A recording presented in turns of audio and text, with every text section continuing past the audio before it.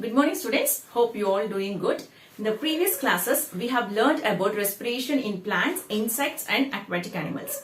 And today in this session, we will learn about human respiratory system and respiratory system working model in detail. Come, let's start the session. So in human respiratory system, the breathing and respiration plays a very important role. The breathing and respiration process are completely different, but they are interrelated to each other. So what is breathing? Breathing is a physical process which involves in the exchange of gases, that is inhalation and exhalation process. So what is inhalation? Inhalation means the air which we breathe in. So actually what air we will breathe in? We will breathe in oxygen. The air, that is oxygen which we breathe in, is called inhalation. So the oxygen which we breathe in is called inhalation. The air which we breathe out. So which air we will breathe out? That is carbon dioxide. So the air which we breathe out is called exhalation. So this two process will take place simultaneously in our body. So that is what breathing. So respiration. What is respiration? What is respiration? Respiration is a chemical process which takes place inside the cell. What is cell? Cell is the structural and functional unit of all living organisms. So all living organisms will have cell. Right. So this is what respiration. Now we'll see what are the organs present in the human respiratory system. And see, this is a model of human respiratory system. And first comes here is the nasal cavity. And behind the nasal cavity, there is a wider cavity called pharynx. And the pharynx were common passage for both air as well as for the food. So air pipe, that is the wind pipe, is also called trachea. And the food pipe is also called esophagus. And see, look here, this red color structures, it is called pharynx. If you want to see it visibly, you just open your mouth in front of the mirror and you can see the cavity like structures. In between the two cavity, you can see the pharynx. It is present just behind the tongue.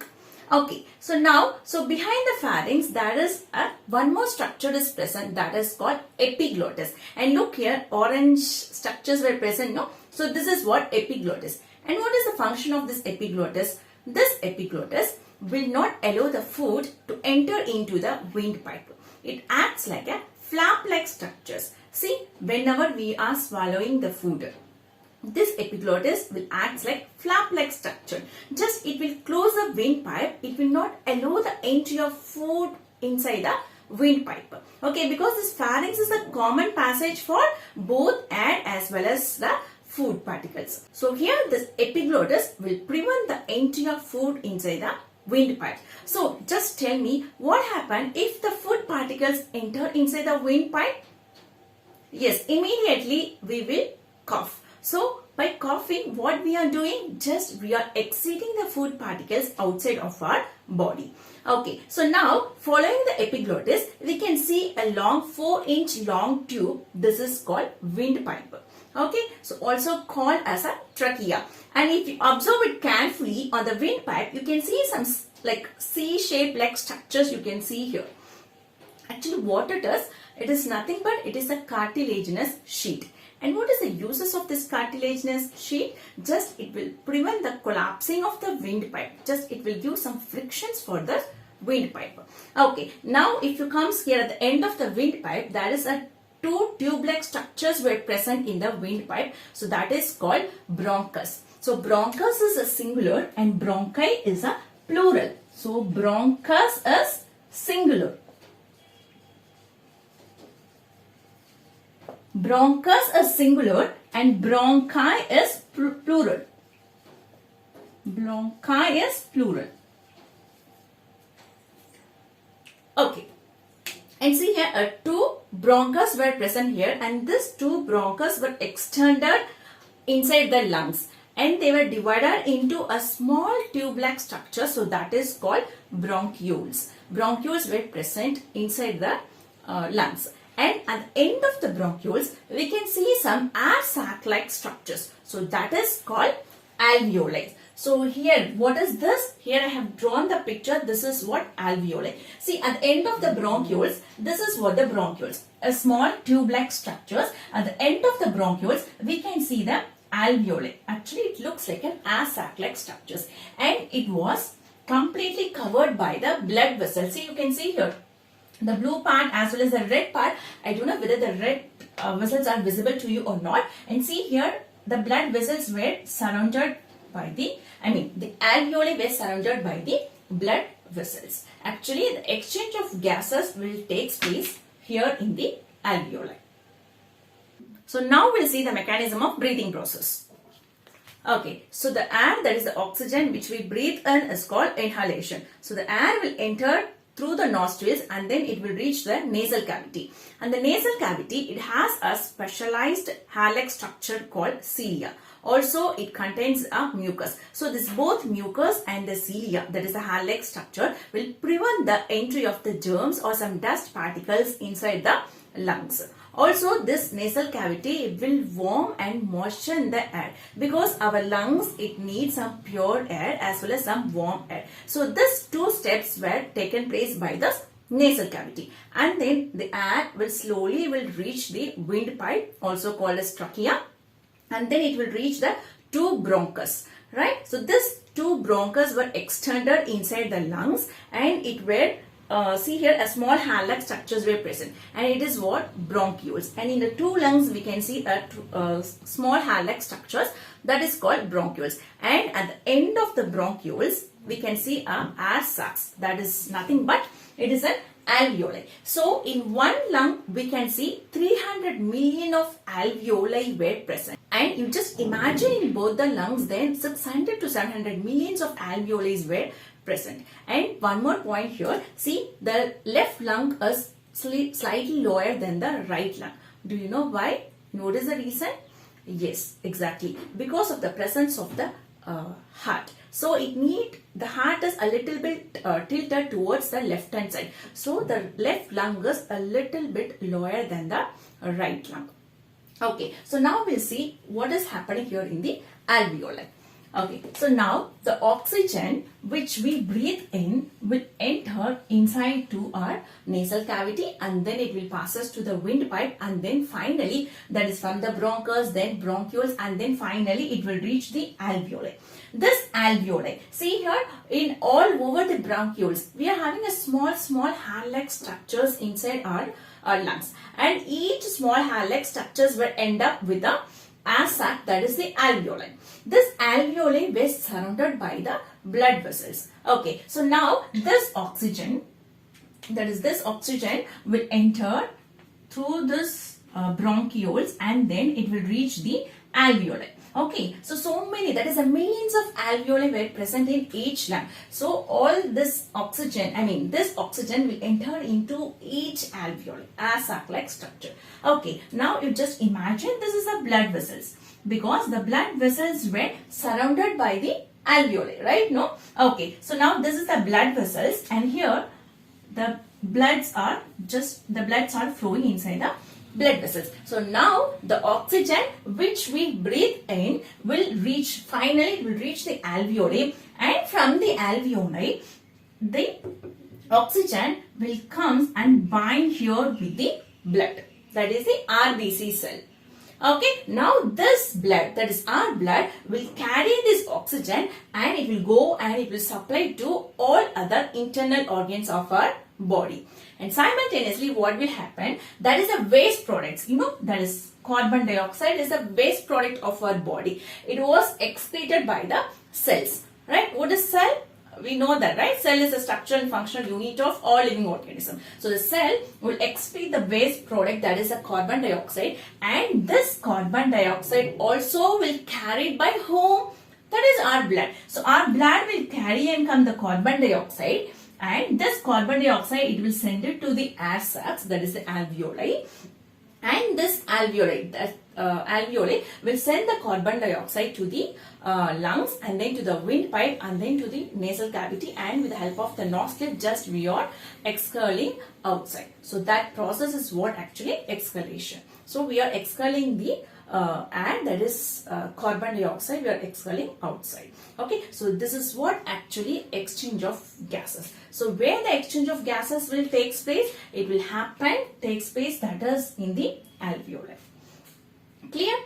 Okay, so now we'll see how the air goes in and comes out. So here the two-step process are there, breathing in and breathing out. Okay, so before we have seen how the exchange of gases will take place, that is it takes place in the alveoli. How? It is just they are exchanging the oxygen and carbon dioxide. That is what we have seen in the alveoli. Okay, now we'll see actually when we are breathing in, what will happen, that is externally to the lungs. Before we have seen internally what will happen inside the lungs. What happened actually, alveoli were present, no exchange of gases has taken place. That is what we have seen previously, that is inside the lungs. And now we are going to see externally what will happen when we are breathing in as well as breathing out. Okay, so when we are breathing in, a muscular organ, see, it looks like a dome shape like structure. Usually the diaphragm shape is a dome shape like structure. Okay, so this is what we call it as a diaphragm. This is what diaphragm. It is a dome shape with a muscular organ which is present just below the lungs. Okay, when we breathe in, so our lungs, it will, when we are breathing, it needs some space, right? So for that, this dome shape structure, that is a diaphragm, will contract. Okay, it become a flattened shape like structure. So the diaphragm, it will become a flattened, so it is giving some space for the lungs to occupy the air from the atmosphere. So that is the reason why actually the diaphragm became flattened, and it is giving a space so that our lungs can occupy so many, that is the most of the air it has the capacity to occupy. And when we are breathing out, so that time it is our lungs, it has to expel outside the carbon dioxide. So that time it will, that is the diaphragm will move upward direction. So it is just giving the pressure to the lungs. When it is giving the pressure, just the lungs, our lungs will force out the carbon dioxide. That is what happening in the breathing out process. In breathing in, what happens? This diaphragm will comes down. Okay, that is, it will moves down. So why it is moving down? Because it is giving space for our lungs to occupy the air. But in case of breathing out, this diaphragm will move upward direction. It means it is giving pressure to the lungs to expel the air outside. Okay, so now we'll see the model. Okay, so and it was done by one of our student. Okay, and see here, this is the model of respiratory system. Now we'll see how actually breathing in and out process is taking place. Okay, you just imagine this is the diaphragm. Okay, and here this is the windpipe, and here two lungs were present here. I hope it is visible to you. If not, I'm very sorry for that. Okay, and see here, I'm trying to do my best. Okay, see now what happened when we are breathing in, that is the diaphragm will move down. See, when it is moving down, you can see that balloon like structure is present, right? So that is what here lungs. So it will just swell up. That is, it is giving some space for the lungs to occupy the air. When I'm just, see, now when we are breathing out, just I'm releasing this diaphragm, it will move upward direction. When it is moving upward direction, so again what will happen, just it is contracting, so it is giving the pressure to the lungs, and the lungs will expel the air outside. Because of the force of this diaphragm, the air which is present in the lungs, it will move outside. It is decreasing the space. When it is breathing out, it is decreasing the space. When it is breathing in, it is just giving more space for the lungs to occupy the air. So this is what actually will happen externally when we are breathing in and breathing out. Okay, and here comes question for you students. And see, and look at the rib cage. We know why. What is the uses of this rib cage? No, because it will protect our lungs as well as our heart. Okay, so why the rib cage? Why does the rib cage is having like a cage-like appearance? See, there is some gaps or in between the rib cage. And why? What is the reason? You just tell me when you are coming to school. Okay, so now we know that exchange of gases will take place in the alveoli. Right? Okay. So, and we have seen that our blood will carry the oxygen and it will supply to all our internal organs. And what our internal organs will do with that oxygen, that is what here we are going to see in the cellular respiration. That is, inside the cell what will happen, right? So respiration means what? It is a chemical process which takes place inside the cell. Okay, so inside the cell, that is the food substances, whatever food we are eating, no? So that food substances will contains some sugar molecules. The sugar molecules, that is here we have taken the glucose. Okay, the glucose will combines with the oxygen and get oxidized to carbon dioxide and water, as well as provides energy to us. Okay, this is what actually happens in cellular respiration. Anyway, don't worry, you will learn about this in your upcoming classes. Okay, so in respiration, two types of respiration are there. That is aerobic and anaerobic respiration. Aerobic respiration. Aerobic means that the presence of oxygen. So it is nothing but the presence of oxygen. So here the cellular respiration will happen in the presence of oxygen. Okay, that is what aerobic respiration. And anaerobic respiration means absence of oxygen. It is absence of oxygen. So the oxygen will not present here in case of anaerobic respiration. Okay, so for example, we can say yeast.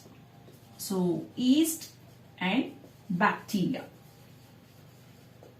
Yeast is actually fungi. Okay, yeast is a fungi. Okay, if we see the yeast and bacteria, they are microorganisms. Okay, they will convert the glucose molecules into alcohol and carbon dioxide.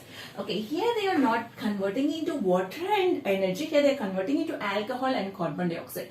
So this is happening in case of anaerobic respiration. That is where in yeast and bacteria, that is an absence of oxygen. So in the presence of oxygen, that is all living organisms, right? So those one all will breathe. That is the breathing in and breathing out process will happen. So for them and all, aerobic respiration will takes place. Okay, I hope you all very clear in this concept, that is the human respiratory system. And if you have any doubts, you can ask me when you are coming to school. Thank you, students. Have a nice day.